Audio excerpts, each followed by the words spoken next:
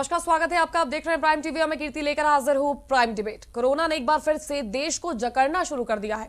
महाराष्ट्र समेत कई राज्यों में कोरोना तेजी से पैर पसार रहा है, जिसके चलते सरकारें लॉकडाउन का सहारा ले रही हैं। वहीं प्रधानमंत्री नरेंद्र मोदी बुधवार यानी कल मुख्यमंत्रियों से बात करेंगे। बड़ी बात यह है कि उत्तर प्रदेश में भी लॉकडाउन की सुगबुगाहट तेज हो गई है।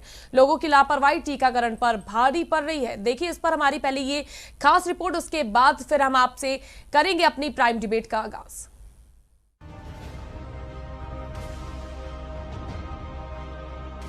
एक तरफ देश में कोरोना महामारी के खिलाफ टीकाकरण अभियान चल रहा है, वहीं दूसरी तरफ महाराष्ट्र, पंजाब, कर्नाटक, गुजरात और तमिलनाडु में बढ़ते संक्रमण ने एक बार फिर चिंता बढ़ा दी है।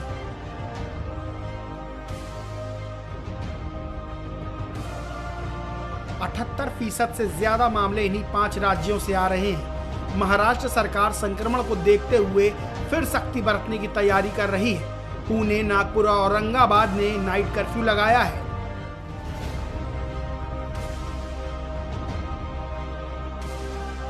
वहीं पंजाब सरकार ने 12वीं और 10वीं कक्षाओं की बोर्ड परीक्षाएं टालने का फैसला किया है, जबकि मध्य प्रदेश में नाइट कर्फ्यू पर आज फैसला आ सकता है।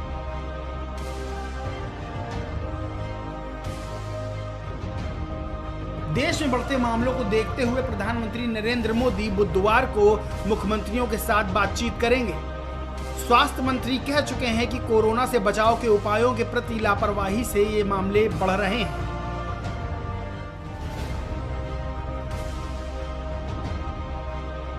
महाराष्ट्र में कोरोना के मामले 23 लाख को पार कर गए हैं। राज्य सरकार ने महामारी को नियंत्रित करने के लिए लॉकडाउन के बजाय 50% सख्त प्रतिबंध लागू किया है। महाराष्ट्र के कुछ शहरों में लॉकडाउन के साथ नाइट कर्फ्यू भी लगाया गया है।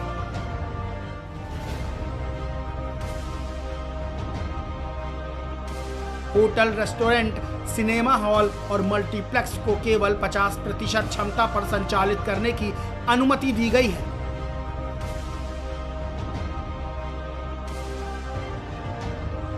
इसके अलावा सभी सामाजिक, धार्मिक, राजनीतिक और सांस्कृतिक समारोहों पर प्रतिबंध लगा दिया गया है। शादियों में लोगों की संख्या 50 और शोक सभाओं में 20 कर दी गई है।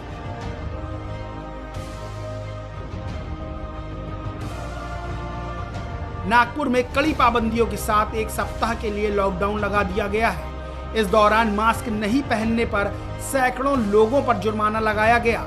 मध्य प्रदेश सरकार ने अपनी तैयारियां शुरू कर दी हैं।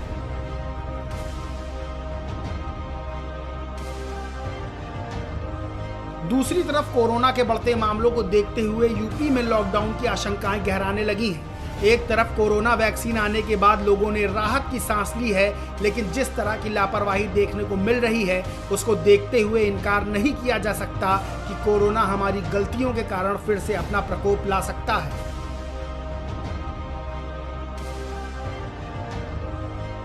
बड़ी बात यह है कि कोरोना के चलते लॉकडाउन लगाया गया था, जिसकी वजह से अर्थव्यवस्था को बड़ा नुकसान हुआ था। चाहे केंद्र सरकार हो या फिर राज्य सरकारें, वो नहीं चाहती कि फिर से जनता पर लॉकडाउन की मार पड़े, लेकिन कोरोना को रोकने का एक कारगर तरीका लॉकडाउन ही है।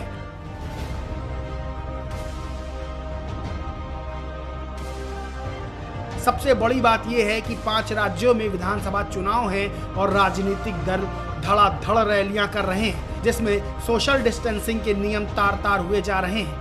नीति आयोग ने भी राजनीतिक दलों के इन कदमों पर आपत्ति जताई है।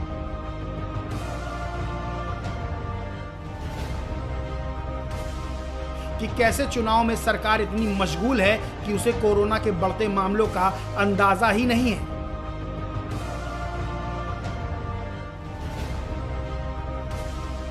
खैर, जिस तरह से कोरोना के मामले बढ़ रहे हैं, उससे यही लगता है कि एक बार फिर देश लॉकडाउन की जंजीरों में बंध सकता है। Desk report, prime TV.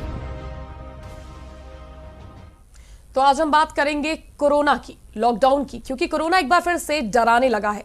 देश के 8 राज्यों में कोरोना के केस लगातार बढ़ रहे हैं। 6 राज्यों में कोरोना का खतरा खत्म नहीं हुआ, बल्कि कम भी नहीं हुआ है, जिसमें 86% यानी कि 86 केसेस सिर्फ 6 राज्यों में है। और इन 6 राज्यों में कोरोना की रफ्तार डरा रही है। वो है महाराष्ट्र, केरल, पंजाब, कर्नाटक, गुजरात और तमिलनाडु। तो इन राज्यों को देखिए साफ पता चल रहा है कि कोरोना बेलगाम है। बहरहाल इन राज्यों में सख्ती बढ़ा दी गई है, कई जगहों पर लॉकडाउन भी लगा दिया गया है। हालांकि जो लोग अभी तक सोचते थे कि लॉकडाउन नहीं लगेगा, उन्हें रियलिटी चेक की जरूरत है।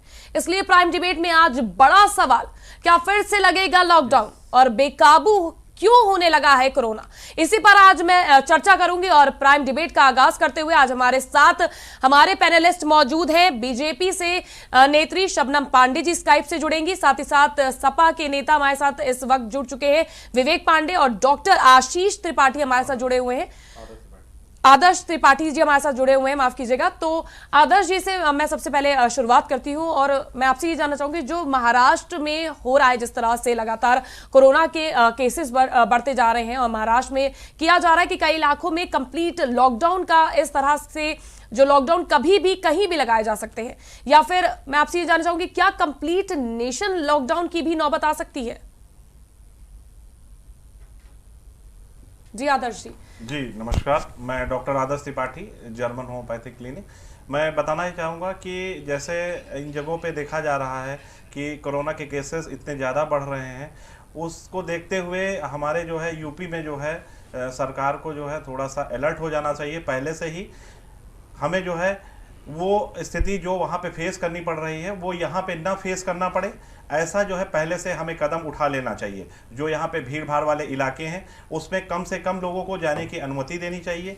जो कॉम्प्लेक्स, शॉपिंग कॉम्प्लेक्स हैं, भीड़ भाड़ वाले इलाके हैं, जैसे अमीनाबाद में काफ़ी ज़्यादा रश रहता है, और जो सिनेमा हाउस हैं उनमें जो है कम से कम लोगों को जाने की अनुमति देना चाहिए, और लोगों को सोशल डिस्टेंसिंग का पालन करना चाहिए, और आपस में हमें जो है उनके बारे में लगातार बातें करनी चाहिए कि जो भी उससे बचने के उपाय हैं उनको हम पहले से ही यूज़ करें।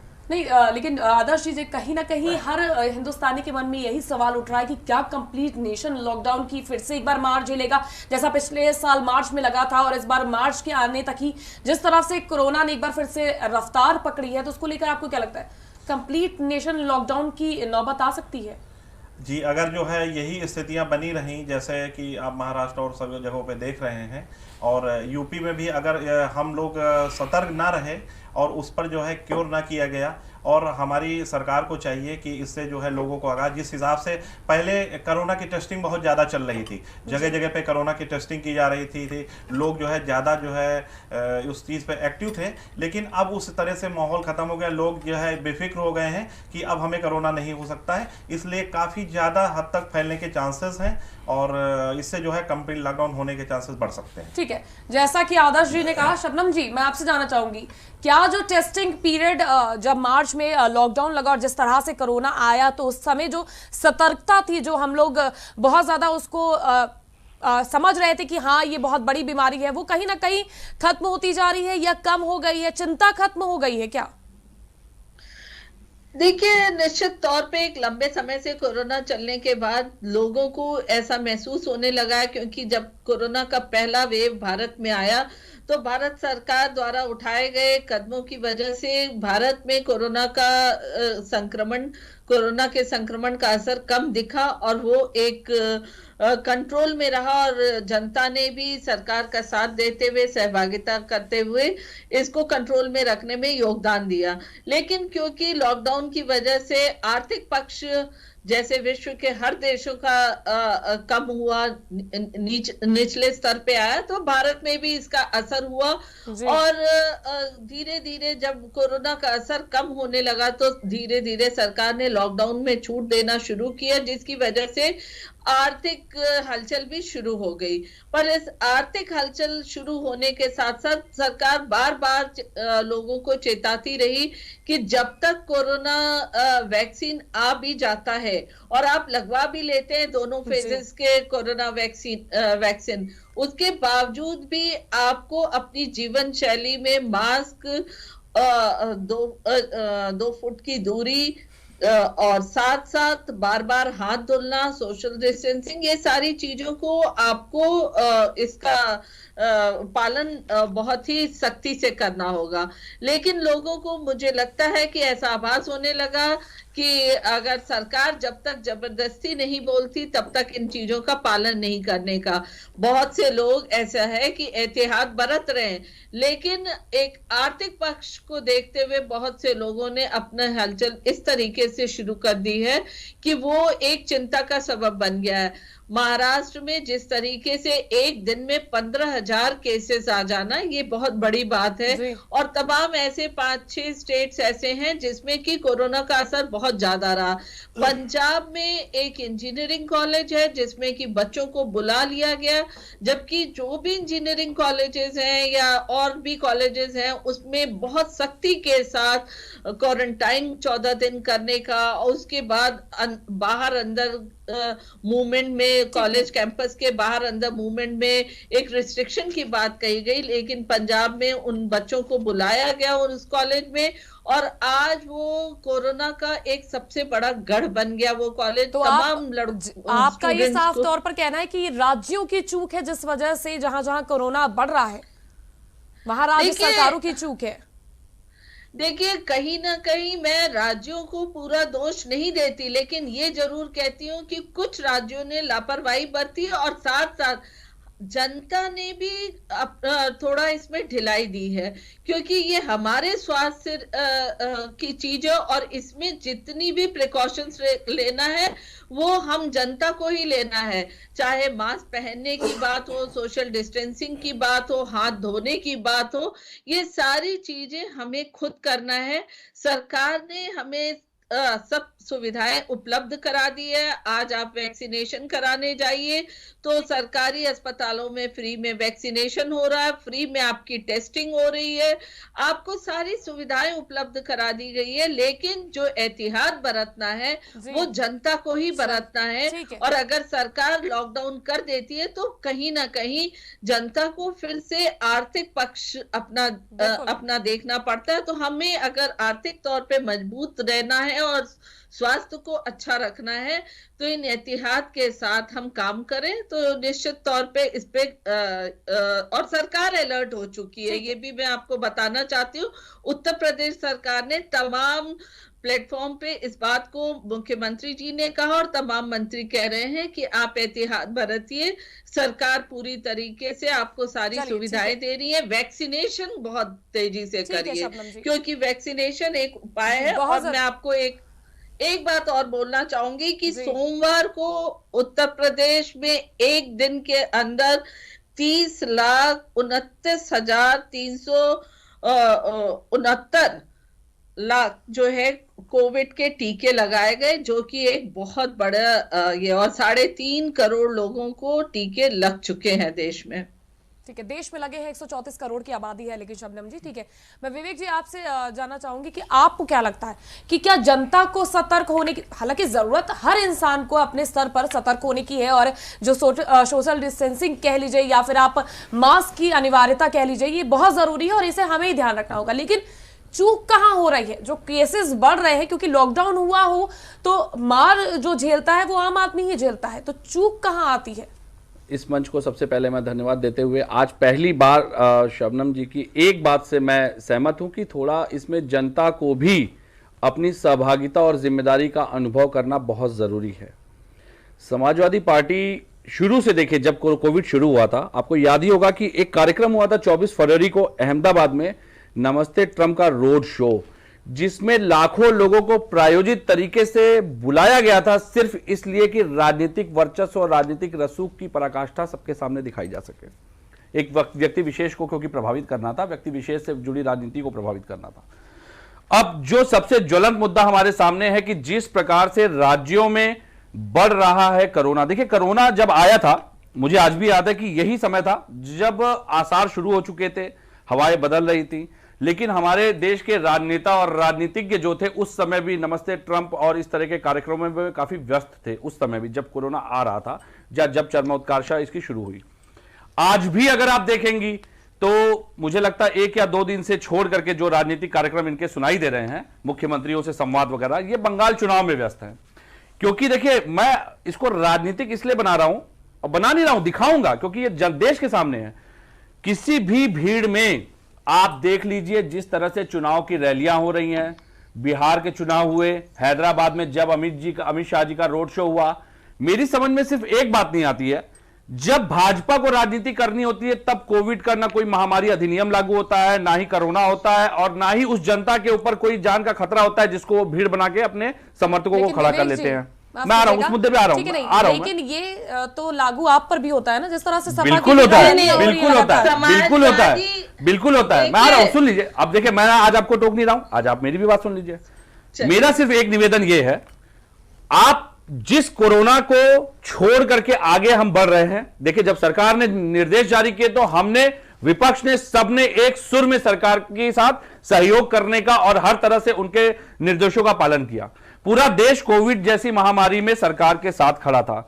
मेरा सवाल यह है, हम कोरोना के इस ज्वलंत विषय पे बात कर रहे हैं, आप उन किसानों को तो कम से कम समझा करके घर भेज देते पहले, जो आज भी वहां बैठे हुए हैं, जो कि 100 दिन, मुझे लगता है 100 क्या 200 दिन हो जाएंगे तो भी किसान वहीं जमे रहेंगे।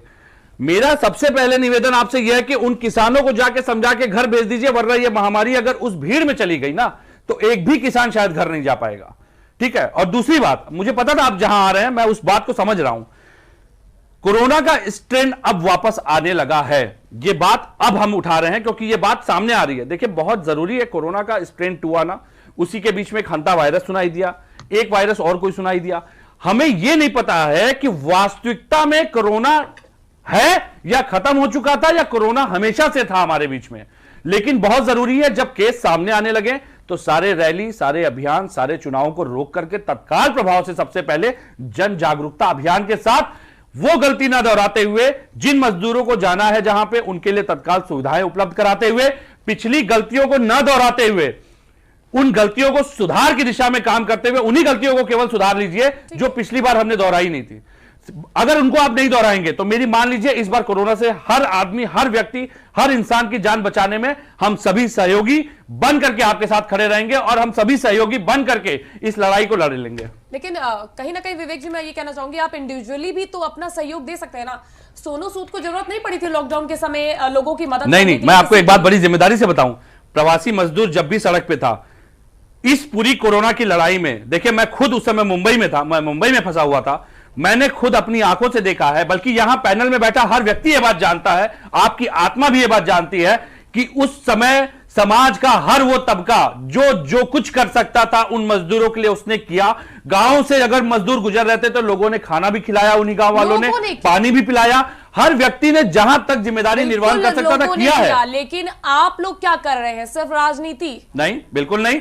हमारे कार्यकर्ता जब खाना खिलाने जा रहे थे तो उनके ऊपर महामारी अधिनियम के धाराओं में मुकदमा दर्ज किया गया। हरदोई आपके सामने है, आपके सामने रायबरेली है, आपके सामने बरेली है, हमारे पीलीभीत के कार्यकर्ता, आप तो आगरा पे आगरा एक्सप्रेसवे पे आपको आज भी याद होगा जिस तरीके से समाजवादी कार्यकर्ताओं पे लाठियां तक चल गई थी। ऐसा नहीं है, मेरा सिर्फ ये कहना, जब बात महामारी की हो ना तो बात उपलब्धता को हासिल करने की नहीं होनी चाहिए, उस समय आपको सहयोग की आवश्यकता होती है। आज मैं अपनी एक बात को बड़ी जिम्मेदारी से कहूं, उस समय भी समाजवादी पार्टी ने समर्थन किया था, बसें खड़ी थी, आप चलने देते।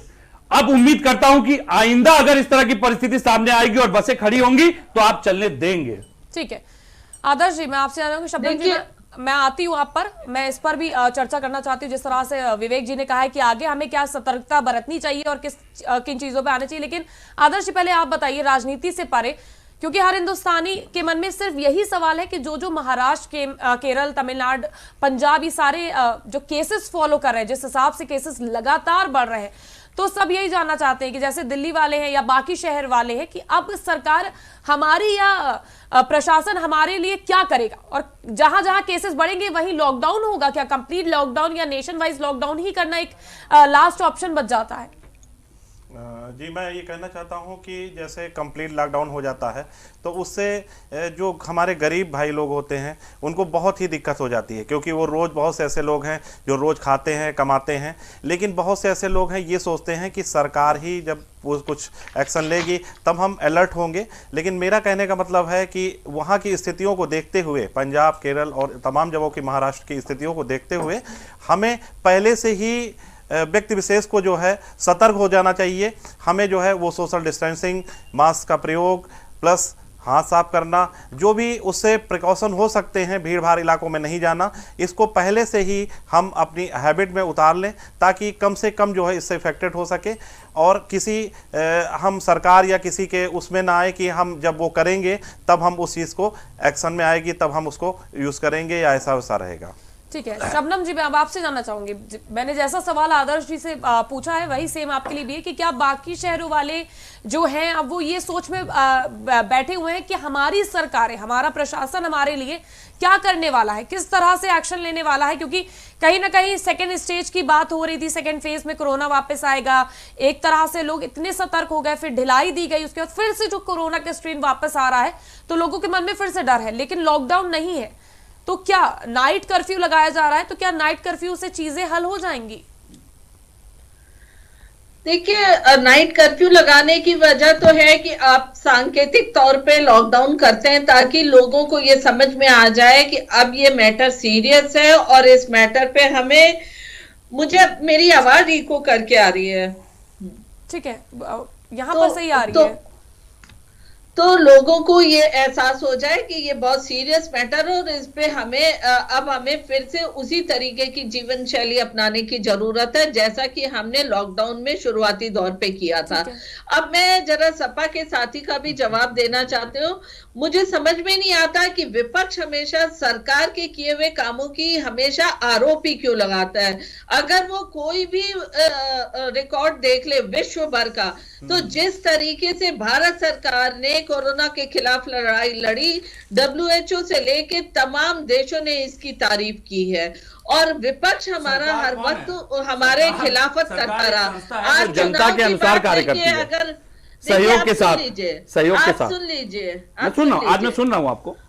तो और दूसरा, चुनाव में अगर या हमारी पार्टी कोई राजनीतिक हलचल करती है तो उस पर ये आरोप लगाते हैं, ये पंचायत रैली करते हैं या कांग्रेस करती है तो उस पर किसी तरीके के आरोप नहीं होते हैं। तो ये जो इनका है, एक उंगली अगर आप हमारी तरफ उठाते हैं तो 4 उंगली आपकी तरफ है। आप आत्म मंथन करिए कि आप क्या कर रहे हैं। वैक्सीन आने पे आपके अध्यक्ष कहते हैं, कैसे करवाए थे जरा पूछ लीजिए, आप ही पूछ लीजिए। अध्यक्ष जी कहते हैं आपके क्यों हुए थे बिहार चुनाव, बताइए। ये बीजेपी की वैक्सीन है। हाँ। तो मुझे लगता है एक बड़े नेता, राष्ट्रीय स्तर का नेता अगर ये कहे कि ये वैक्सीन बीजेपी का वैक्सीन है, हम आएंगे तो हमारी वैक्सीन लीजिएगा, जनता को बरगलाने का काम करते हैं, तो विपक्ष को सुधर जाना चाहिए। क्योंकि कोरोना जो है वो ये नहीं जानता ये विपक्ष है कि सत्ता है कि आम जनता है। तो आम जनता को खतरे में डालने के पहले ऐसे बयानबाजी नहीं करने चाहिए। लेकिन ये कोरोना का जो खतरा है वो रैलियों में क्यों खत्म हो जाता है?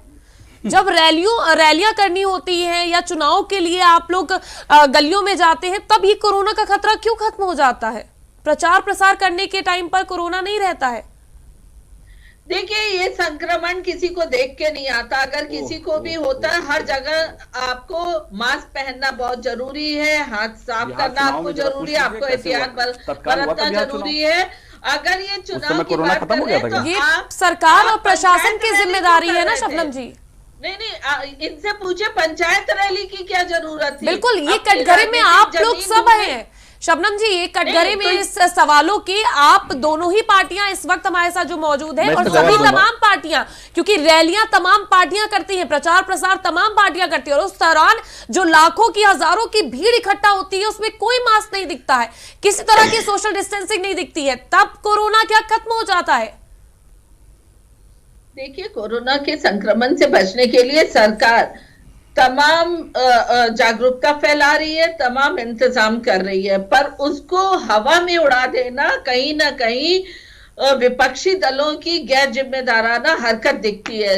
विपक्षी दलों को भी उतने ही जिम्मेदार होना चाहिए। राजस्थान से हमारे कोचिंग कर रहे बच्चों को किस तरीके से छोड़ दिया गया था, आपने देखा। किस तरीके से प्रवासी मजदूरों को गैर बीजेपी राज्यों में किस तरीके से सड़क पर कर दिया गया था।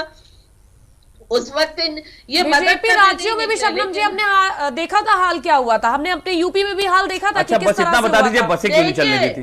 एक सवाल पूछ लीजिए, आप ही पूछिए, मैं प्रवासी मजदूर किसी और राज्य से आ रहे थे, वो बार बार वो राज्य के नहीं थे, बस हम यूपी बॉर्डर तक आ जाएं। अच्छा। और वो यूपी बॉर्डर पे जिस तरीके से सरकार ने उन्हें हाथों हाथ लिया, उनके खाते में धन भेजा, धनराशि भेजा, उन्हें खाद्य पदार्थ दिया, उनको अच्छा। उनके गृह जनपद तक पहुंचाया इस तरीके, और साथ साथ उनके गृह जनपद पे ही उनको रोजगार का प्रबंध भी किया। और 40 लाख के करीब प्रवासी मजदूर है। आप लोग तो केवल भड़काते रहे कि कोरोना नहीं है, सरकार अच्छा, ये वैक्सीन मत लीजिए। हमने कब कहा कि कोरोना नहीं है? हम तो आज भी कहते हैं कोरोना था ही, कोरोना गया ही नहीं था कभी, हम तो हमेशा कहते हैं। आप सुन लीजिए, पुरानी रिकॉर्डिंग सुन लीजिए। ये इस एक खबर को आप दिखा सकते हैं तो दिखा दीजिए। भारत में कोविशील्ड का रिव्यू होगा भारत में। ये मेरी छापी हुई खबर तो है नहीं, ये आप देख रही हैं, ये एक निष्पक्ष पत्रकार ने किसी ने लिखी है। और इसको जरा अगर आप 2 मिनट दे तो मैं आप ही को सुना दूं, आप इस पे जवाब दे दीजिएगा। आप दे दीजिएगा। आप विदेशों के वैक्सीन पे बात करिए। नहीं, मैं भारत की सीरम इंस्टीट्यूट के बनाए वैक्सीन की बात कर रहा हूं। भारत के सीरम इंस्टीट्यूट के बनाई हुई वैक्सीन की बात कर रहा हूं। मैं आपको भेज दूंगा, मैं कीर्ति जी आपको दे दूंगा, आप इसको दे दीजिए। जितनी मजबूती से आप बस इसको कीर्ति जी इनसे ये सवाल पूछ लीजिए जो मैं आपके सामने रख रहा हूँ। उंगली मत उठाइए। आज मैं कोई झगड़े के मूड में नहीं, आप बस इसी का सवाल आप इनसे पूछ लीजिए। ये भारत की सीरम वैक्सीन का रिव्यू किया जा रहा है, क्योंकि इस वैक्सीन के लगने के बाद कई देशों में शिकायतें आई हैं कि खून के थक्के जम रहे हैं, और ये भारत में कई लोग को लग चुकी है। ठीक है, वो सब चीजें मैं बिल्कुल मान रही हूँ, लेकिन विवेक जी भी आप सुन लीजिए, वहां पे नहीं, ठीक है, देखिए अगर हम वैक्सीन पर हम वैक्सीन की वजह नहीं है, WHO ने इसको भी सफाई दिया। विवेक जी, लेकिन वैक्सीन पर उंगली उठाना तो आप डायरेक्टली अपने देश के वैज्ञानिकों पर उंगली नहीं उठा रहा हूं। मेरा सिर्फ ये कहना है, जब तक वैक्सीन का ट्रायल पूरी तरह सक्सेस नहीं हो जाता, आप एक्सपेरिमेंट लोगों की जान के साथ खिलवाड़ करके मत करिए। एक्सपेरिमेंट कैसे? 4 फेज अच्छा, ये होने के बाद वैक्सीन रन करती है। तो ये खबर आप ही पढ़ के बता दीजिए ना, मैं तो नहीं बता रहा ना, मैं तो बोल रहा हूँ, मैं तो आपसे पूछ रहा हूँ कि इसकी ऑथेंटिसिटी आप बताइए देश को। मैं तो कह रहा हूँ इस तरह की खबरें आती है तो आप खंडन क्यों नहीं करते? ऐसा तो है नहीं कि आपका प्रेस रिव्यू डिपार्टमेंट काम नहीं करता है। आपका काम है ना ये देश के सामने इसको खंडन करना, मैं तो नहीं कह रहा। आप बताइए एक सवाल का जवाब, लेकिन मैं आपसे आज लेना चाहता हूं। आप बड़ी विनम्रता पूर्वक मैं आज आपसे पूछूंगा, एक सवाल का जवाब दे दीजिए। यही मैं जवाब ऑक्सीमीटर सुन लीजिए, सवाल तो सुन लीजिए। ऑक्सीमीटर और थर्मामीटर 5 गुना दामों में खरीदे गए, इसको तो आप स्वीकार करेंगे ना? ठीक, उसके बाद सुन आगे सुन तो लीजिए, सवाल सुन लीजिए। 2800 रुपए के बदले 9500 रुपए में पीपीई किट खरीदी गई थी। ये आपके भाजपा के ही विधायक के लगाए आरोप थे। अब मुझे बस इसका एक जवाब ये चाहिए कीर्ति जी आपसे भी, कितने अधिकारियों पे या भ्रष्टाचारियों पे जो एसआईटी गठित की गई थी, कितने ब्यूरोक्रेट्स के ऊपर इस घोटाले को लेते हुए कार्रवाई की गई? क्योंकि कोरोना तो गया नहीं है, कोरोना का संकट फिर सामने है। क्या आप फिर इन्हीं भ्रष्ट अधिकारियों को जिम्मेदारी देंगे कोरोना से लड़ने के लिए पीपीई किट खरीदने का या पूरे संसाधनों को फिर से जुटाने का? नोडल अफसर इनके 1500-1700 रुपए का एक समय के नाश्ता कर गए हैं, पता है आपको इन घोटालों का? आप मुझे बस इतना बता दीजिए, जो एसआईटी रिपोर्ट आपने बनाई थी पीपीई किट घोटाले से जुड़ी हुई, उसमें कितने जिम्मेदार अधिकारियों पे कार्रवाई की गई? आप मुझे इसका जवाब दीजिए। सरकारी कर्मचारियों के भत्ते काटे गए और सरकारी कर्मचारियों ने भत्ते कटवाए क्योंकि देश के सामने एक महामारी का संकट था, लेकिन आपके संरक्षण में जिन अधिकारियों ने ये भ्रष्टाचार किया, कितने अधिकारियों पे जिम्मेदारी तय हुई, ये बात बताइए आप प्रदेश को। देखिए, कहीं ना कहीं ये विपक्ष से सहयोग मांगना तो दूर की बात है, मतलब ये स्वीकार नहीं करेंगे घोटाला हुआ, दूर की बात है, ये घोटाला भी नहीं हुआ, ये कहने का मतलब इनका। आप सुन लीजिए, कभी आपने इस बात को कहा कि इस सरकार ने कोरोना काल में लेवल 1, 2, 3 के 674 चिकित्सालय क्रियाशील किए, टेस्टिंग लैब 242 शुरू किए, प्लाजा बैंक, देश का सबसे बड़ा प्लाजा बैंक लखनऊ में खुला, इसका आपने कभी चर्चा किया? कितने टेस्ट हो रहे हैं लखनऊ में आज के समय में? 64,000 से अधिक आरोपों से अच्छा है कि हम सहयोग की तरफ ध्यान दें। चलिए मैं सहयोग पे आ जाता हूं। आप मुझे बताइए जिन सरकारी कर्मचारियों के भत्ते काटे जो वैक्सीन का प्रोसेस है वो वैक्सीन पे तो आप बात ही नहीं कर पाएंगे। आप इतना बता दीजिए, जिन अधिकारियों ने पीपीई किट में घोटाले किए जो कि सबके सामने आए, तभी आपने एसआईटी बनाई, उसमें कितने अधिकारी दोषी पाए गए? मेरे साथ इस वक्त डॉक्टर आदर्श भी जुड़े हुए हैं। ठीक है शबनम जी, मेरे साथ डॉक्टर आप स्वीकार नहीं करेंगे क्योंकि वोट का हिस्सा तो आपके पार्टी को जाता है। राजनीति के बीच में कुछ मुद्दों ये लड़ेंगे देश के सामने, ये तो स्वीकार ही नहीं कर रहे कि पीपीई किट घोटाला भी हुआ था। एसआईटी ऐसे हवा में बन गई। वेंटिलेटर अब लीजिए, वेंटिलेटर पे आ गए, ऑक्सीजन पे आ गए, ये नहीं बताएंगे कि कितने अधिकारी पकड़े गए, क्योंकि इनके पास उन अधिकारियों के भ्रष्टाचार का पैसा इनके पास गया है ना। आरोप मत लगाया करिए। तो आप बताइए ना कितने अधिकारी पीपीई किट घोटाले में दोषी पाए गए, आप बताइए। ठीक है विवेक जी और शबनम जी प्लीज चलिए, ठीक है लीजिए, घोटाले नहीं है, अभी आरोपी झूठे हो गए, बहुत बढ़िया, ऐसे एसआईटी बना दी थी आपने। आरोपों से अच्छा हम फिर मैं कह रही हूँ समाधान की तरफ ज्यादा ध्यान दे तो ज्यादा अच्छा होगा। आदर्श जी, मैं आपसे जानना चाहूंगी, जहां और देश जो जीडीपी का अपना 10 से 12% हेल्थ पर खर्चा करते हैं, वहीं कहीं ना कहीं भारत अपना 2 से 2.5% जो है वो हेल्थ पर इन्वेस्ट करता है, और वैसे देश लॉकडाउन की स्थिति में अभी भी हैं, जूझ रहे हैं कोरोना से। तो क्या लगता है आपको भारत कैसे उभरेगा? और जिस तरह से राजनीति चल रही है कहीं ना कहीं, इसको लेकर आपका क्या कहना है कि क्या जो कदम उठाए गए हैं प्रदेश सरकार और केंद्र सरकार द्वारा, क्या वो सही थे कदम या कहां चूक हुई है? जी, मैं बताना ही चाहूँगा कि वैसे भी स्वास्थ्य के मामले में अगर अन्य देशों के कंपैरिजन में हम भारत की बात करें तो काफ़ी पिछड़ा है, क्योंकि विदेशों में जो सुविधाएं जो है स्वास्थ्य की जो है लोगों को अवेलेबल रहती हैं वो यहाँ पे नहीं मिल पाती हैं। यहाँ पे जो भी 2% 2.5% खर्चा किया जा रहा है, सरकार जो अपने जो है यहाँ के लोगों पे खर्चा कर रही है, उसको देखते हुए अगर जो है वो यहाँ की अर्थव्यवस्था डिस्टर्ब होगी, अगर दोबारा लॉकडाउन की स्थितियाँ आती हैं तो यहाँ पे जो सबसे निचले तल वाला जो आदमी है वो भूखों से, अपने कामों से काफ़ी जो है छूट जाएंगे, तो वो बहुत ही ज़्यादा दुखी हो जाएगा, जिससे यहाँ की जीडीपी तो छोड़िए, यहाँ पे जो है त्राही बचने की भी संभावनाएं आ सकती हैं। बिल्कुल।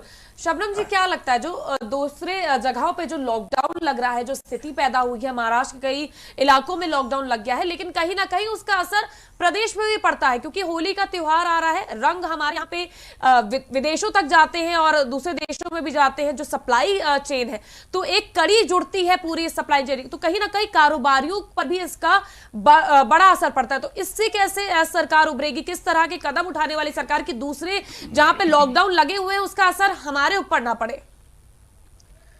देखिए प्रीति जी, अभी आपने एक आंकड़े दिए जिसमें बताया कि अन्य जो विकसित देश हैं वो अपने स्वास्थ्य सेवाओं में बहुत ज्यादा अपने जीडीपी का खर्च करती है और भारत बहुत कम। लेकिन उसके बावजूद भारत की सरकार ने जिस तरीके का एहतियात और जिस तरीके का प्रबंधन किया, कोरोना के मामले में अगर देखा जाए तो उन देशों की आबादी के रेशियो में हमारे देश की आबादी इतनी बड़ी होते हुए भी हमने कोरोना के रोकथाम में एक बड़ा कदम उठाया, जिसका WHO ने भी सराहना की। और अगर अर्थव्यवस्था की दृष्टि से देखें तो जो विकसित देश हैं उनकी अर्थव्यवस्था हमसे कहीं ज्यादा बिगड़ी है। हमारी और चीन की अर्थव्यवस्था में गिरावट आई है निश्चित तौर पे वैश्विक महामारी की वजह से, सदी की सबसे बड़ी वैश्विक महामारी और मंदी होने की वजह से, लेकिन हम उनके अनुपात में बहुत कम नुकसान में रहे। लेकिन अब अगर लॉकडाउन फिर से होता है और फिर से इस तरह की व्यवस्था, तो निश्चित तौर पे आर्थिक तौर पे फिर से उस पे आर्थिक दृष्टि से देखा जाए तो उस पर एक फिर से कुठाराघात होगा। लेकिन जनता के स्वास्थ्य को देखते हुए ये अनिवार्य है, जिन राज्यों में लॉकडाउन किया जा रहा है, चाहे वो बीजेपी शासित नहीं भी हो, लेकिन इस जगह पे मुझे राजनीति नहीं करना, क्योंकि हम आम जनता से जुड़े लोग हैं और आम जनता के स्वास्थ्य को देखना, उनकी जिंदगी को देखना प्राथमिकता होनी चाहिए। तो मैं कहती हूँ कि उन्होंने अगर लॉकडाउन किया है तो निश्चित तौर पे अच्छा किया है, क्योंकि सारे एहतियात बरतने चाहिए। पर आर्थिक तौर पे अगर चोट पहुंचती है आम जनता को तो उसकी भी व्यवस्था उन राज्य सरकारों को करनी पड़ेगी। लेकिन क्या आखिरी समाधान लॉकडाउन ही बच जाता है? क्योंकि हमें कहीं ना कहीं अभी लोगों को सतर्क कर देना बहुत जरूरी है कि जिस तरह से महाराष्ट्र, केरल, तमिलनाडु और बाकी जो देश 6 राज्य हैं जो इससे प्रभावित हुए हैं और किस तरह से केसेस जो है वो सडनली बढ़े हैं, तो कहीं ना कहीं उत्तर प्रदेश में भी हम लोग को लोगों को सतर्क कर देना चाहिए। विधानसभा चुनाव नजदीक है, प्रचार प्रसार जरूरी है, लेकिन कहीं ना कहीं हमें भी सतर्क होने की जरूरत है। निश्चित तौर पे कल ही मुख्यमंत्री माननीय योगी आदित्यनाथ जी ने इस बात का आह्वान किया लोगों से कि आप किसी चुनाव में लगे या अन्य कामों में लगे, लेकिन अब एहतियात पूरी बरतें, मास्क लगाए, डिस्टेंसिंग रखें और साथ साथ सफाई का भी, स्वच्छता का भी ध्यान रखें। और वैक्सीनेशन लेने की 60 साल से ज्यादा उम्र के लोगों की और 45 से ज्यादा उम्र जिनको की कोई अन्य बीमारी हो, उन्हें भी उन्होंने कहा है आप सरकारी अस्पताल में जाके मुफ्त में वैक्सीनेशन करा सकते हैं। इस पर उन्होंने बहुत जोर दिया। तो मुख्यमंत्री जी ने कल ही इस बात का आह्वान किया है। उम्मीद करते हैं कि जनता इसकी बारीकी समझ सके, संवेदनशीलता के साथ वो अपने स्वास्थ्य का ध्यान रखें। विवेक जी, कहीं ना कहीं तो आप सरकार को थोड़ा तो अच्छा कहेंगे कि जिस तरह से लॉकडाउन के समय उन्होंने तुरंत बिना टाइम गंवाए, जो पिछले साल मार्च में उन्होंने लॉकडाउन की घोषणा कर दी थी, टाइम गंवाए बिना ही मुझे लगता है विपक्ष के एक मंत्री थे जो कि इनको फरवरी से ही चेताने का जगाने का प्रयास कर रहे थे।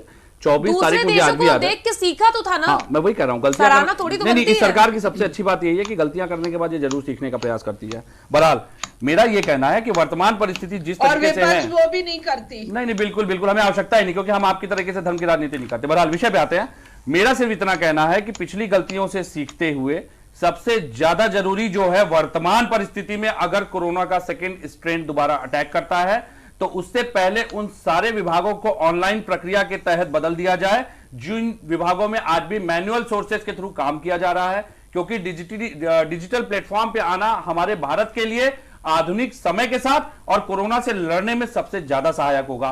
दूसरी बात पे भी मैं आ रहा हूं, मेरी बात सुन लीजिए। दूसरा, ईमानदारी से इस सरकार से अगर सेकेंड स्ट्रेन आता है तो मैं एक बात की विश्वसनीयता चाहता हूं, जो कि ये मुझे लगता है कि देकर जाएंगी, कि पिछली बार जिस तरह से पीपीई की घोटाले आने के बाद इनके भारत समाचार के एक बहुत ही ईमानदार पत्रकार जो ब्रिजेश मिश्रा जी हैं, उनकी बहन प्रज्ञा मिश्रा, फतेहपुर में जिस तरह से पत्रकार के ऊपर कार्रवाई की गई, आप पत्रकारों को निष्पक्ष रूप से काम करने दीजिएगा ताकि वो जो आईना दिखाएं वो आपके और हमारे सहयोग के साथ वो अपनी जिम्मेदारियों का निर्वहन करते हैं, जिससे कि समस्याएं जब सामने आती है ना तो उनके समाधान में आसानी हो जाती है, उन समस्याओं पे क्रियान्वयन आसान हो जाता है, क्योंकि सरकार एक ऐसी व्यवस्था है जहां पे निचले स्तर का अधिकारी अपने नीचे पनप रहे भ्रष्टाचार को सामने नहीं आता। पहली बात तो दूसरे चैनल की ब्रांडिंग यहाँ पर नहीं, ब्रांडिंग मैं नहीं कर रहा, मेरा तो उनसे कोई वही नहीं है, लेकिन मेरा ये कहना है पत्रकारों को इस तरह की महामारी में प्रभावित न किया जाए। यहाँ मत लीजिए, ठीक है। दूसरा, देखिए कहीं ना कहीं ये जिस तरीके से पत्रकार से व्यवहार इनके राष्ट्रीय अध्यक्ष और इनके कार्यकर्ता करते हैं, कभी आप कहते हैं हमारे व्यवहार नहीं है,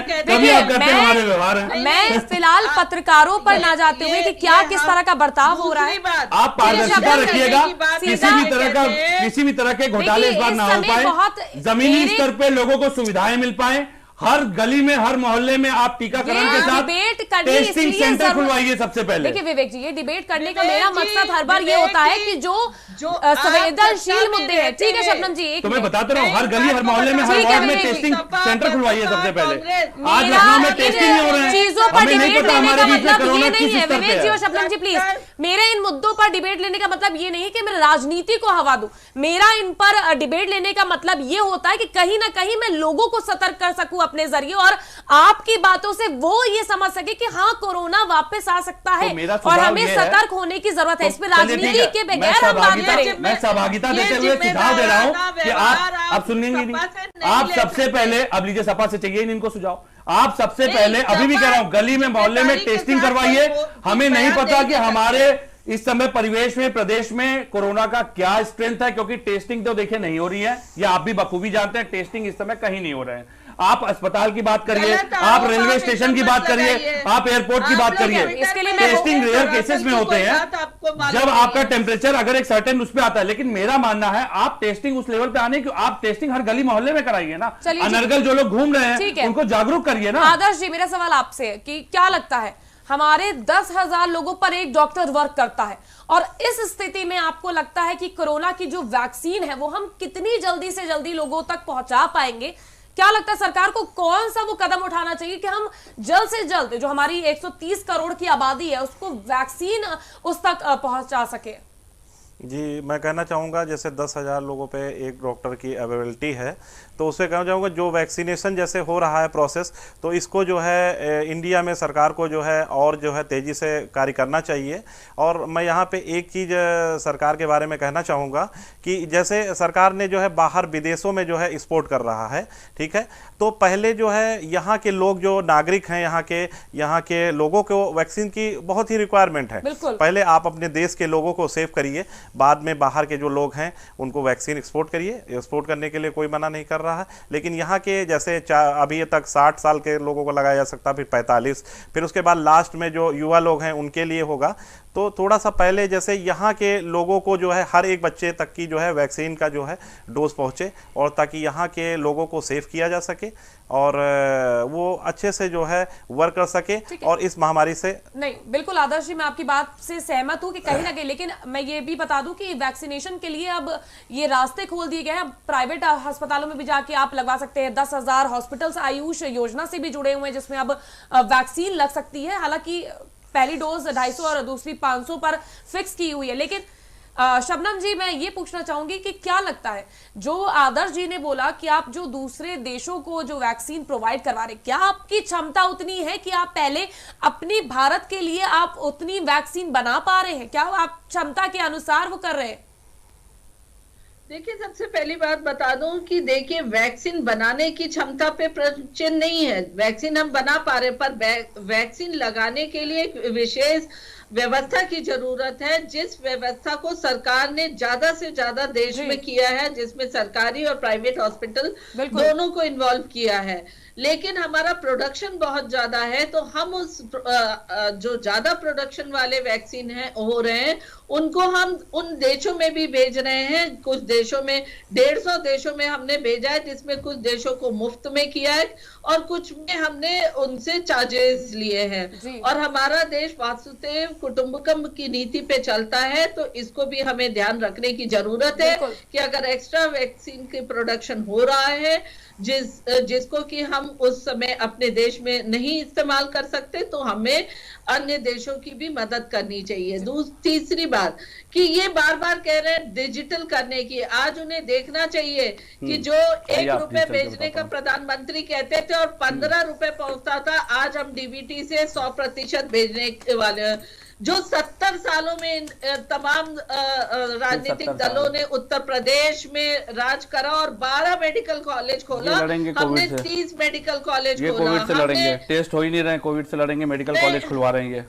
बात कहाँ हो रही है, कहाँ चलेगा? लगता है आप मुझे बस एक सवाल का जवाब दे दीजिए, इसी एक सवाल पे मैं चुप हो जाऊंगा। आप बस इतना बताइए, कोविड में लड़ने वाले कोविड योद्धा जो डॉक्टर थे और जो पुलिसकर्मी थे, जिन्होंने फ्रंट लाइन पे आकर के सबसे ज्यादा लड़ाई लड़ी इस कोविड में, जिन्होंने समाज में सबसे ज्यादा योगदान दिया, पुलिस कर्मियों के लिए 50 लाख रुपए बीमा का प्रावधान था यदि कोविड से मृत्यु होती है। बड़ी जिम्मेदारी से आप भाजपा की आधिकारिक प्रवक्ता हैं, बस इतना जवाब दे दीजिए, कितने पुलिस कर्मियों को मृत्यु के बाद उनके परिवारों को इस बीमा राशि को दिया गया है? और इतना और बता दूं मैं आपको, सुन लीजिए, आप मेरी बात सुन लीजिए। आपने अभी डिजिटल इंडिया की बात की ना मुझसे, आज भी आपके उत्तर प्रदेश पुलिस की प्रक्रिया ऑनलाइन नहीं है मैडम, आप सुन लीजिए। आप मुझे डिजिटल इंडिया मत बताइए, मैं भी होमवर्क करके उसके बाद ही बात करता हूँ। अच्छा, बस इतना पूछ लीजिए कितने लोग को बीमा राशि मिली है? मेरी बात समझिए, कोरोना को लेकर बात हो रही है, कैसे लड़ेगा कोई कोरोना से? आप मुझे बताइए। आदमी अपनी जान गंवा बैठा, उसका परिवार आज असहाय बैठा हुआ है। 50 लाख की बीमा राशि आपने डिक्लेयर की थी, उनको बोलिए शांत रहे ना, सुने ना, आप हिम्मत हो तो सुने। 50 लाख रुपए की बीमा राशि आपने मृत्यु के समय पे घोषणा की थी, किस परिवार को 50 लाख रुपए की राशि मिली, बस इतना बताइए। ठीक है, किस दुनिया में सोए में आपको मालूम ही नहीं है कुछ कि क्या डिजिटल है और क्या नहीं, तो बताइए ना कितने लोग को परिवार, आप बस इतना बता दीजिए। ठीक है, मैं आप दोनों से आग्रह करूंगी, डिजिटल क्या हुआ, क्या नहीं, कोरोना का नया स्ट्रेन आ रहा है, मैं तो कह रहा हूं ना, तरफ बढ़ने पर मैं तो कह रहा हूं जमीनी स्तर पे जो कोरोना योद्धा हैं, जिन्होंने फ्रंट लाइन भूमिका निभाई है, उनको मोटिवेट करने की जरूरत है, उनको उत्साहित करने की जरूरत है। अगर वो नहीं होते, मैं इसीलिए तो कह रहा हूं, मेरी बात तो सुनिए। आप मुझे बताइए, जिन लोगों ने जान गंवा दी अपनी, उसमें कितने पुलिसकर्मी थे जिनके परिवार वालों को उस 50 लाख रुपए की बीमा राशि दी गई है? मुझे इसका जवाब दे दीजिए आप। एक आदमी फ्रंट लाइन पे रहकर अपनी जान गंवा रहा है और उसके परिवार वालों को असहाय छोड़ दिया गया है, उसकी लड़ाई कौन लड़ेगा? क्यों नहीं आवाज उठाते आप उसके लिए? गलत आरोप डॉक्टर मरे चाहे पुलिस, सबसे ज्यादा जान गंवाई है इन लोगों ने। आप हम घरों में बैठे थे, ये लोग फ्रंट लाइन पे खड़े थे समाज के बाहर, आपके हमारे दरवाजे के बाहर ये सब सुरक्षा दे रहे थे, ये हमारी रक्षा में खड़े थे। अरे संवेदनशील बनिए। आरोप नहीं लगा रहा हूँ मैं, तो समाधान पूछ रहा हूँ, बताइए ना। मुद्दे पे बात कर रहे हैं, देख रही है, समझ रही है। ठीक है, जनता देख रही है, समझ रही है, और फैसला जनता के हाथ में ही आता है। 2022 के चुनाव को नजदीकी है, 9 महीने रह गए शायद तक, इसीलिए तो प्लीज उल्टे हम आने वाली आप विवेक जी फिर वही बात आ जाएगी। आप ये बताइए ना, फिर आपके जब विपक्ष में बैठ के क्या सिर्फ आरोप लगाने का बिल्कुल नहीं, मैं तो बोल रहा हूँ कि उन जो फ्रंट लाइन के आपके नेता, प्रमुख नेता ये कहेंगे कि वैक्सीन हमें नहीं लगानी क्योंकि बीजेपी की वैक्सीन है। फिर कह रहा हूँ, कोरोना वॉरियर्स को मोटिवेट करिए, फ्रंट लाइन पे लड़ते हैं तो डॉक्टर। कैसे मोटिवेट किया जाएगा? सुन लीजिए, कोरोना वॉरियर्स को जब मोटिवेट आप करिए, किसी फ्रंट लाइन पे समुचित व्यवस्था दीजिए, पीपीई किट की शबनम जी मैं आ रही हूँ। अब मेरी बात सुन लीजिए, अब मेरी बात सुनिए। जिन डॉक्टरों की, सबसे पहले तो डॉक्टरों को, जिन डॉक्टरों की ड्यूटी लगी है कोरोना में, जिन पुलिस कर्मियों की ड्यूटी लगी है, उनकी रूटीन जांच होनी चाहिए, क्योंकि ये फ्रंट लाइन पे होकर के लड़ते हैं। नहीं होती पुलिस कर्मियों की जांच, आप पता कर लीजिएगा कीर्ति जी, ईश्वर न करे अगर दोबारा लॉकडाउन हुआ, आप एक एक थाने की जांच करवा लीजिएगा। हफ्तों में महीनों जांच नहीं हुई, और पुलिसकर्मी केवल और केवल पीपीई किट के अभाव में ड्यूटी करते हैं। लेकिन ये बताइए वैक्सीनेशन हो रहे हैं, ये बताइए अखिलेश यादव ने जो ये बयान दिया कि बीजेपी की वैक्सीन है हम नहीं लगवाएंगे, उनको जो लोग फॉलो करते हैं उसके लिए कितनी बड़ी बात होगी? आप लोग को ये समझना चाहिए, आपको तो सपोर्ट में खड़ा होना चाहिए। फिर तो मैं आपको फिर बता दूं, ये बयान उस समय का है जब वैक्सीन की विश्वसनीयता और उसकी ऑथेंटिसिटी पे सवाल उठ रहे थे डॉक्टरों के माध्यम से। इंडियन मेडिकल इंस्टीट्यूट ने भी उठाए हैं, मैं आपको दे सकता हूं, मैं आपको दे दूंगा रिपोर्ट। और बताइए, मेरी बात तो सुन लीजिए। ठीक है शबनम जी, 1 मिनट, ठीक है, आप ये बताइए। अखिलेश जी ने अगर व्यक्तिगत अपनी बात कही, उन्होंने ये तो नहीं कहा कि कोई नहीं लगवाए, उन्होंने ये कहा कि हम नहीं लगवाएंगे। प्लीज 1 मिनट, मेरी 1 मिनट, शबनम जी प्लीज, मैं आप पर आ रही हूँ, एक एक करके बोलेंगे तो समझ आएगी। विश्वसनीय हो तब तो षड्यंत्रों की राजनीति करते हैं। एक बात बताइए, आपके ऊपर भरोसा कौन करेगा? आप वैक्सीन पर भरोसा ना करके आप विपक्ष पर नहीं निशाना साध रहे, आप कहीं ना कहीं अपने वैज्ञानिकों को बोल रहे हैं। बिल्कुल नहीं, क्यों वैक्सीन मेरा व्यक्तिगत मत मेरा है, उन्होंने किसी के लिए मना नहीं किया है। उन्होंने ये जरूर कहा था, प्रेस कॉन्फ्रेंस करके वो सामने आके कैमरे के बोल रहे हैं। मैं आपको बता दूं, उनसे जब सवाल पूछा गया तो उन्होंने यही कहा था जब हमारी सरकार आएगी हम वैक्सीन लगवा लेंगे। बसपा प्रमुख मायावती ने कैसे वैक्सीन लगवा ली फिर? अब वो बसपा प्रमुख मायावती जी को लाइन पे लेके पूछ लीजिए। अरे तो कहीं ना कहीं वो सपोर्ट में है ना इस चीज को लेकर। तो हमने कभी, आप जब हम सपोर्ट करते हैं तो आप हमारे ऊपर धाराएं लगा देंगे, आपराधिक कार्रवाई करेंगे, हमको अपराधी बनाएंगे, हम आपके ऊपर कैसे विश्वास करें ये बताइए।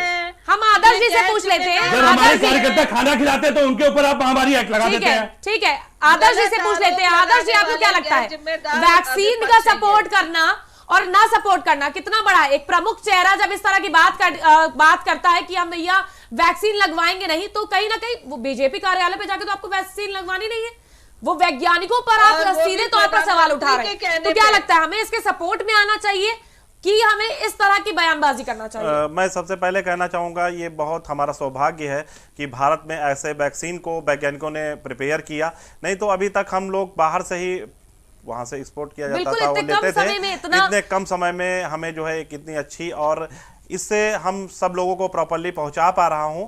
लेकिन बस इस कार्य में जो है हमें कोई राजनीतिक मुद्दा ना बना के इसको थोड़ा सा सपोर्ट करना चाहिए, ताकि हर एक व्यक्ति के पास जो है ये जो इंडियन वैक्सीन्स है उसको लग सके और स्वस्थ रह सके। बिल्कुल, आपको तो ये मुद्दा उठाना चाहिए विवेक जी कि कहीं ना कहीं वैक्सीन जो कार्यक्रम है उसको और ज्यादा स्पीड मिले। Indian institute of public health के डॉक्टर सुरेश कुमार राठी का कहना है हमारे शरीर में जब भी कोई चीज जाती है तो हो सकता है हमारा शरीर उसे स्वीकार कर ले, या ये भी हो सकता है उसको स्वीकार ना करे। बिल्कुल। तो जिस समय यह वक्तव्य दिया गया था उस समय बुल्गारिया जो था विश्व का पहला देश था जिसने की पहले सुन लीजिए मेरी बात, मैं आपको उसी बात का जवाब दे रहा हूं। ये मेरा व्यक्तिगत मत हो सकता है कि मुझे वैक्सीन लगवानी है या नहीं लगवानी है, लेकिन मैंने किसी को मना नहीं किया है। मेरी बात समझिए ना प्लीज। देखिए मैं गलत चीज को नहीं, व्यक्तिगत मन आपके मन में होता है, सामाजिक मन से थोड़ी बोला जाता है। व्यक्तिगत तो आप अच्छा एक बात बताइए, तो आप व्यक्तिगत मुझसे ये प्रश्न क्यों पूछ रहे हैं कि आप लगवाएंगे कि नहीं लगवाएंगे? यदि मुझे लगवाना होगा मैं लगवा लूंगा, आप सामाजिक पटल पे ये प्रश्न पूछ ही क्यों रहे हैं? तो ये सामाजिक प्रश्न जब नहीं है तो इसको पूछने का पर्पस क्या है, उद्देश्य क्या है? साफ तौर पर आपने शायद तक बयान नहीं सुना, उन्होंने साफ तौर पर बोला था कि ना मैं वैक्सीन लगवाऊंगा ना मैं किसी से कहता हूं कि वो वैक्सीन लगाए। हाँ, तो मैं ये उनकी व्यक्तिगत बात थी। कैसे इसको राजनीतिक रूप से किसने लिया? इसको राजनीतिक रूप से किसने लिया? आज मैं अपनी बात करूं, मैं वैक्सीन लगवाऊंगा या नहीं लगवाऊंगा, ये मेरा व्यक्तिगत मत है। विवेक जी देखिए, इसका राजनीतिक लाभ आपको मिलता है तो आप लीजिए। मेरी बात सुनिए, हमारे एक्टर एक्ट्रेसेस जब आप मेरी बात समझिए, जब कोई चीज का ब्रांड करते हैं और उसकी ब्रांडिंग करते हैं, क्यों करते हैं? क्योंकि लोग उन्हें फॉलो करते हैं। तो हमें भी एक प्रमुख होकर, एक फेस होकर ये बातें कहने से पहले सोच लेना चाहिए। हालांकि मैं इस मुद्दे पर नहीं आना चाहती हूँ कि किसने क्या तर्क दिया, क्या कुतर्क दिया, किस तरह की बातें की, क्योंकि इस समय हमारे पास जो चुनौतियां हैं वो है सेकंड फेज ऑफ कोरोना से कैसे निपटना है, और इसी पर आज मैं चर्चा करने आई थी। आप परामर्श लीजिए ना, हम तो दे रहे हैं सुझाव, आप सुझाव लीजिए अगर लेना चाहें तो। हम तो दे रहे हैं, आप सुझाव लीजिए, हम तो दे रहे हैं। विवेक जी कह रहे हैं हम सुझाव दे रहे हैं, आप ले क्यों नहीं लेती? अगर आपको सही लगता है विपक्ष का अभी देता हूं, लीजिए ना। तो आप ले लीजिए। अगर आप निष्पक्ष राजनीति करते हैं, अभी सुझाव दे रहा हूं, लेंगी आप? लेंगी? बताइए, आप लेने के मूड में हो तो मैं सुझाव दूं आपको। देखिए, जिस तरीके से विपक्ष गैर जिम्मेदाराना बयान वो दिख गया जब बसें खड़ी थी, मजदूर सड़क पे था जलती हुई धूप में, तो दिख गया जिम्मेदार कौन है। मत बताइए, चलिए ठीक है, मत बताइए। ठीक है शबनम जी, मेरा आखिरी इतनी उम्मीद करता हूँ, आखिरी बात बोलूंगा, इतनी उम्मीद करता हूं कि कोविड योद्धाओं को कम से कम जोखिम भत्ते दीजिए और जो उनके लिए इंश्योरेंस बीमा राशि थी उसको रिलीज कर दीजिए। आखिरी सवाल मेरा शबनम जी यही है, शबनम जी मेरा आखिरी सवाल यही है, किस तरह से सरकार अब अलर्ट होगी दोबारा से, लॉकडाउन ना लगे? क्योंकि जिस सिचुएशन को हमने फेस किया था, जिस स्थिति से हम गुजरे थे लॉकडाउन से, वो कैसे क्या करेंगे कि अब लॉकडाउन की स्थिति दोबारा से ना आए? क्योंकि लोगों ने किसी तरह से एक बार फिर से राह पकड़ी है नॉर्मल, बैक टू नॉर्मल के लिए, तो वो फेज दोबारा ना आए जो पिछले साल मार्च में था। उसके लिए प्रशासन और शासन क्या करने वाला है? देखिए, 2-3 चीजें बहुत जरूरी है। सरकार लगातार जागरूक कर रही है सोशल डिस्टेंसिंग, मास्क और स्वच्छता की तरफ, कि हाथ धोना बहुत जरूरी है। दूसरी बात ये भी बहुत जरूरी है, अगर आप अपने काम पे जा रहे हैं तो इन बातों को कभी भी भूलने की जरूरत नहीं है। आम जनता को जब अगर मुख्यमंत्री और प्रधानमंत्री, किसी राज्य के मुख्यमंत्री और देश के प्रधानमंत्री अगर आम जनता के वैक्सीन को लेके या इसकी प्रिकॉशन को लेकर अगर किसी तरह का आह्वान करते हैं, तो विपक्षी पार्टियों को, एक जिम्मेदार विपक्षी पार्टियों के सार्वजनिक मन से कहीं भी उल्टी सीधे बयान नहीं देने चाहिए। जब हमारे फ्रंटलाइन वॉरियर्स को मार रहे थे कुछ लोग, शबनम जी आप भाजपा की बात करिए ना, आप बताइए ना कि किस तरह से वैक्सीन के डोज बढ़ाएगी भाजपा सरकार? न पहनने को लेकर एक एक करके मैं प्लीज आप शबनम जी बता दीजिए वैक्सीन के डोज, क्योंकि 23 करोड़ की आबादी है यूपी में, किस तरह से आप प्रोवाइड कराएंगे कि जल्द से जल्द लोगों तक वैक्सीन पहुंच जाए? देखिए, हम पूरी प्रबंध कर रहे हैं, हमने किया हुआ है। बहुत से प्राइवेट हॉस्पिटल्स में भी वैक्सीन मिल रहे हैं। 60 साल और 45 साल से ऊपर वाले दो कैटेगरी के लोगों का वैक्सीन लग रहा है, 45 साल से ऊपर वालों का। तो जनता से ये निवेदन है कि किसी भी तरीके के बरगलाने में ना आके वो वैक्सीन ले। वैक्सीन सुरक्षित है। WHO ने साफ तौर पे कह दिया है, ब्लड क्लॉटिंग जो विदेशों में हो रहा है वो वैक्सीन से नहीं हो रहा है, और हमारे देश के वैक्सीन पे कहीं भी कोई प्रश्न चिन्ह नहीं है। तमाम लोगों ने लिया है, और अगर आपको किसी तरह का रिएक्शन होता तो निश्चित तौर पे हमारे प्रधानमंत्री वैक्सीन के पक्ष में नहीं बोलते। हमारे वैज्ञानिकों ने बहुत एहतियात के साथ वैक्सीन को इजाद किया है। हाँ, निश्चित तौर पे कोरोना वॉरियर्स के लिए हम दोबारा बहस की ओर नहीं बढ़ते, प्लीज हम दोबारा बहस की ओर नहीं बढ़ना चाहते। विवेक जी अच्छा ठीक है, नहीं रख सकते, पर हम लोग उनके साथ हैं, फ्रंटलाइन वॉरियर्स के। ठीक है विवेक जी आप बता दीजिए अच्छा कि विपक्ष क्या भूमिका निभाने वाला है, किस तरह से मददगार आप क्या करने वाले हैं? अगर सरकार सकारात्मक रूप से सबको लेकर के चलना चाहे तो हमने पिछली बार भी विपक्ष में रहकर भी सरकार का सहयोग करने का पूरा प्रयास किया था।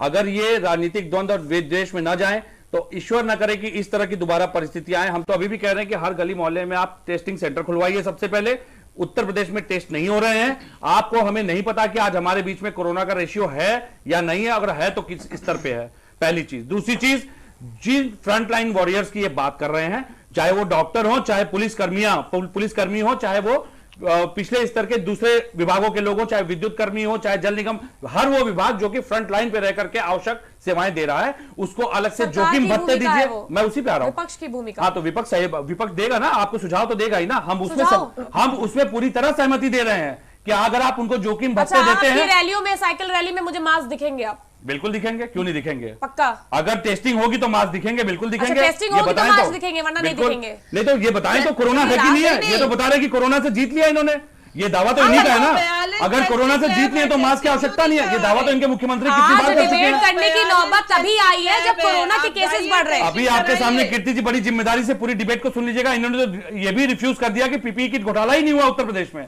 फिर आप कहां जा रही हैं? मैंने फिर पूछा, मैंने विपक्ष मैं तो कह रहा हूं आप टेस्टिंग करवाइए, अगर आपको आपके दिए गए दिशा निर्देशों का, सरकार के दिए दिशा निर्देशों का पालन ना हो तो बताइए, लेकिन फिर जिम्मेदारी से कहता हूं कोरोना योद्धाओं को मोटिवेट करने की आवश्यकता है, उनको जोखिम भरते दीजिए। ठीक है, ठीक है, पैसे मत वसूलिए, पैसे अपने केवल भाजपा के खातों में मत रखिए पीएम केयर फंड की तरह, वो पैसा उन लोग को दीजिए जिन लोगों के लिए योग्य है, जो उस पैसे के योग्य हो। विपक्ष दोनों की भूमिका पे नजर रखेंगे कि किस तरह से आप लोग, क्या सिर्फ मन से बोलने की बात है या फिर आप वाकई में उतरते हैं? ठीक है, मजदूरों को खाना खिलाते समय आप कार्रवाई नहीं करेंगे, बिल्कुल हम देखेंगे भी। इसी के साथ हम ये चाहते ही नहीं है, खैर मैं ये चाहती ही नहीं हूं पर्सनली कि वो नौबत आए और दोबारा से हमें वो फेस देखना पड़े। मैं आखिरी सवाल, ठीक है विवेक जी, मेरा आखिरी सवाल डॉक्टर आदर्श से लेने का मकसद सिर्फ ये था कि लोगों तक ये बात जा सके, राजनीति से हटके। ठीक है, प्लीज शबनम जी, मेरे पास समय कमी है, प्लीज।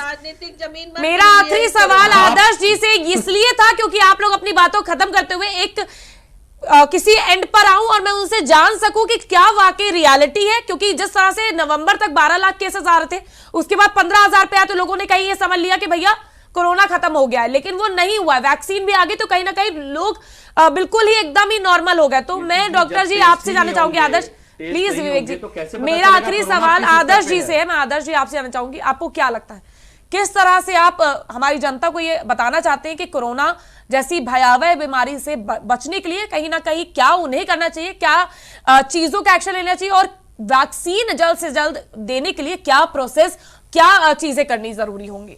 मैं पहले बताना चाहूँगा, जैसे कि सारे लोगों को जो है प्रॉपरली वैक्सीन मिल सके, इसको थोड़ा सा जो है हमें जो है सरकार को करना ही चाहिए कि जो टेस्टिंग का प्रोसेस है, हमें जो है ये चाहिए कि जहाँ जहाँ पे जो सस्पेक्टेड लोग लग रहे हैं कि इनको जो है कुछ ना कुछ बीमारी लग रही है, वहाँ पे कुछ सेंटर्स अभी कुछ दिन के लिए खोल देने चाहिए और उनको जो है प्रॉपरली चेकअप कराना चाहिए, और चेकअप के द्वारा हमें वो लॉकडाउन की स्थिति ना आए उससे पहले उनको सॉर्ट आउट करके क्वारंटाइन कर लेना चाहिए और इस प्रोसेस को आगे बढ़ाना चाहिए।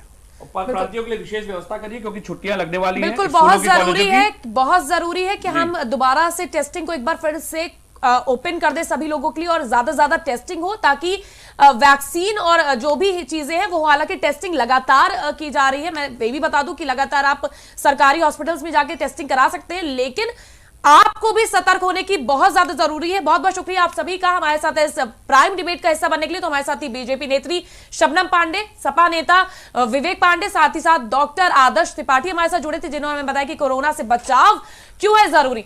जैसे कि हम सब जानते हैं कि आपके मन में ये सवाल लगातार उठ रहे थे और मेरा ये डिबेट करने का मकसद सिर्फ यही था कि आपको बताना कि किस तरह से जो तमिलनाडु, पंजाब, ये सारे केसेस फॉलो कर रहे हैं, जिस हिसाब से केसेस लगातार बढ़ रहे हैं, तो सब यही जानना चाहते थे कि दिल्ली वाले या बाकी शहरों में क्या अब लॉकडाउन लग सकता है या नेशनल लॉकडाउन लगने की भी क्या स्थिति आ सकती है। लेकिन वो स्थिति ना आए, इसके लिए आपको भी सतर्क रहना होगा। सरकार, प्रशासन अपनी सारी कवायदें कर रही है, अपनी तरह से पूरी कोशिश कर रही है, लेकिन आपको भी सतर्क रहने की जरूरत है।